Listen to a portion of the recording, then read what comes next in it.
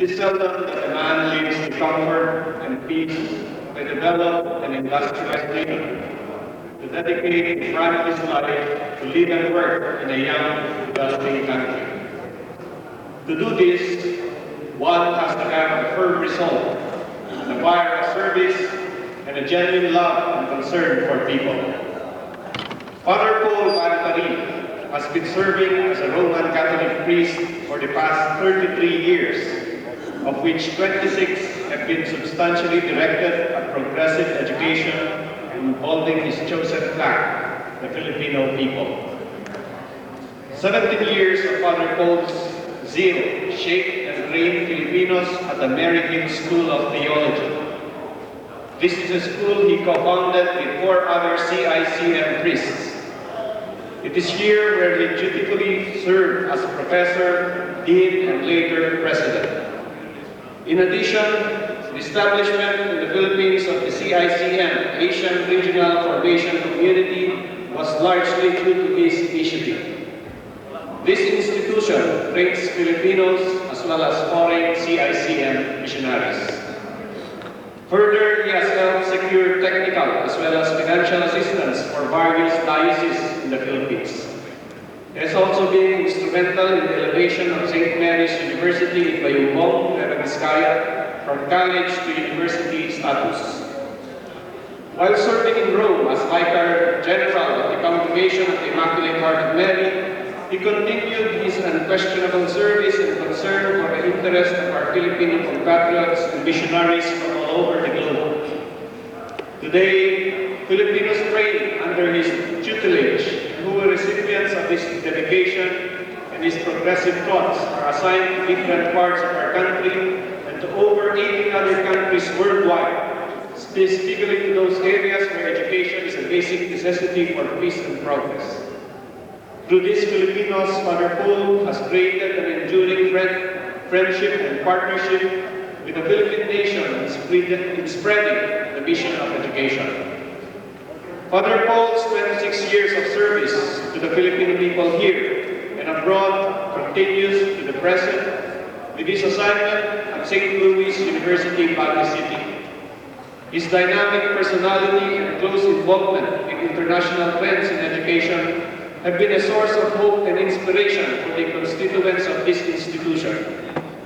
Since the CICM zeal in education has elevated St. Louis University to outstanding national and international levels, this man who has deftly moved with the times is a much-needed, decisive, and compassionate figure and light in the academy. Ever since Father Paul arrived in the Philippines, he has done his utmost best to improve the well-being of the Filipinos. Many development projects in education through the CICM educational mission have been pursued and implemented through his initiative. He chose to promote these projects here in the Philippines and not elsewhere. This testifies to his genuine concern for the welfare of the Filipinos. Reverend Father Paul Parijs, distinguished colleagues, is a living embodiment of how progressive the Filipinos should be in mind and action, as envisioned for the year 2000 by His Excellency President Fidel V. Ramos. In this vision, the genuine educator is a guiding light and binding force. Never has been more evident than in the educational leadership of Father Paul. Our country and our people can take full cognizance of and be grateful for Father Paul Parijs' continued presence and participation in and contribution to the growth of developing nation by investing in Filipino citizenship. We can then truly be proud that he is one of us, a true citizen and uniquely Filipino. With this, I humbly beg, submit that we grant Filipino citizenship to Father Paul Parijs, and I ask for the support of our distinguished colleagues. Thank you and good morning. Speaker, it appearing that the being of committee and individual members, I now move to be closed the period of amendment. There's a motion to close the period of amendment on the objections. The chair hears none, saying approved. Madam Speaker, I now move that we approve on the second reading House Bill number 32. Any objections? The chair hears none. Thank you. 7469. Madam Speaker, I now move that we proceed to committee report number 1118 on House Bill. Basta nandun na po. Sabado. Buat nama saya House Bill 31. Buat nama saya House Resolution number 34 and What purpose does the gentleman from Baguio City and youth sector stand? Mr. Speaker, today we celebrate Lingkod ng Kabataan, and appropriately we want to pay homage to the youth sector of the country. Being a representative of the youth sector, the gentleman has Thank you, Mr. Speaker, distinguished colleagues. Today we celebrate Lingkod ng Kabataan, and the time is now right for us to pay homage to the hope of the fatherland. Mr. Speaker, the country is in the midst of an upheaval, a vigorous change, a massive transformation from one society to another. More and more of its resources are being brought to bear to make our nation self-sufficient, economically stable, and more reliant upon its resources. The greatest resource of any nation lie not in its minerals, acreage, nor economic wealth. Most important of all are its people. And if we keep our visions into the future, the most valuable segment of society is the youth. They are the inheritors of what generations of Filipinos, you and I, are trying to build. In these August halls of Congress, Mr. Speaker, presidents and leaders have come and gone through its doors, some staying only briefly and others overstaying their welcome. But in the end, the words of Ecclesiastes have been historically immutable. One generation passes away and another generation comes. The sun also rises. We who are privileged to be among the leaders of the nation today see in our youth that new sunrise. And the time will come when they and their generation will take over. When this time comes, hope for the future shall flourish all over the land. Hope for the future and renewal comes in no better time than today. It started when His Excellency President Fidel V. Ramos assumed office. But as we all know and realize too well, some of our visions have not been fulfilled. As the novelty of the then new government wore off, the crab mentality took over, and the hopes and dreams of the young Filipino withered on the vine, and not much has been accomplished. Our country has a sorry history of opportunities that appeared and were not exploited.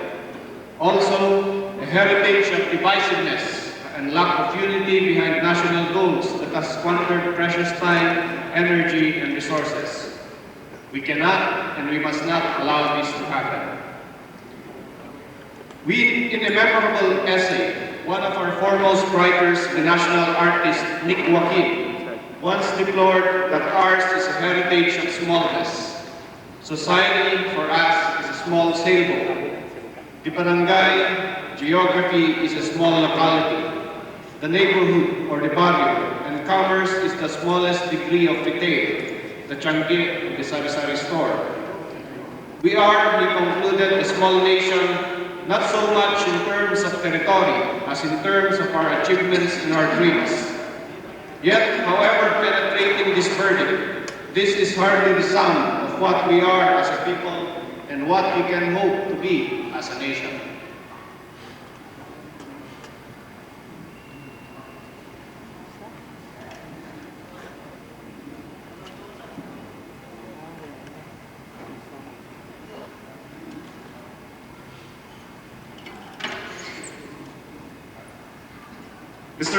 Mr. Speaker, let us think back a moment and recall this nation when it came to birth from the toils and strife. People today are just coming off college or starting their careers. Though young in years, our heroes and mighty visions of the future, Their lives were touched with fire, such that they faced the white man's armies state and founded the first republic in Asia. And many have been the other occasions, World War II and at EDSA, when our people rose to heroism in peace and in war, commanded the imagination of the world. If our country has been rocked by crisis, it is surely not from any fundamental failings of the individual Filipino or our culture or because our heritage is small. Rather, it is mainly because we have, as he or she comes out of school with daring hope and will. This is the challenge which we in Congress must resolve to meet with your help. I dare say that this is the challenge to which those of the new generations must strive to fill as they rise to their places in our society. Mr. Speaker, our many misfortunes notwithstanding, we are an achieving and gifted people. We must never forget that I see no more vivid evidence of this than the younger generation coming to adulthood among us. This is their demonstration that education is power, their willingness to challenge old beliefs, their eagerness to experiment with new ways and new things, their daring to think big, their refusal to be daunted. It is of this stuff, Mr. Speaker, that we must build our future. People are the key, and in the measure that we empower millions of Filipinos with education, health, self-reliance, and opportunity, so will this nation rise to the greatness we can attain. It is the good fortune of the new generations to come, to adolescence and adulthood, at a vastly different time when democracy once more reigns in our country. Though clearly many problems remain, the conditions are now such that we have a real chance to uproot them. This is the time when we have established a government that now gives more importance to young Filipinos. Our own Congress has created the National Youth Commission and showed support to the Sangguniang Kapitan chapters all over the country. His Excellency President Fidel V. Ramos himself has tapped young men and women in various appointed positions in government. This is the time when the youth of our land can apply themselves with vigor to the task, not quarreling with government, but of working with it for a change. The hour has come to bury the stereotypes of the past. The stereotype of the student who feels compelled to march against government and the institutions of our society, and of government as an ineffectual machinery that can do nothing or achieve nothing. Silipin mo lang. Human societies, Mr. Speaker, seek economic growth, not just because it enables human beings to accumulate material goods. Economic growth is important because it allows individual human beings to realize the full possibilities of their lives. But economic growth will mean nothing unless it leads us to a humane society. Mr. Speaker, I close by saying that we must seek to build. What we must seek to build is a nation founded on the rock of caring, of accepting joyfully our responsibility for one another. And you and I, my distinguished colleagues, must insist on becoming full partners with the youth of this land. For after all, it is they who would have to live with our failures, no less than our triumphs. Mr. Speaker, distinguished colleagues, there is no other way to win the future. Thank you and good day. Lucky card holders and bank credit card holders will sing this.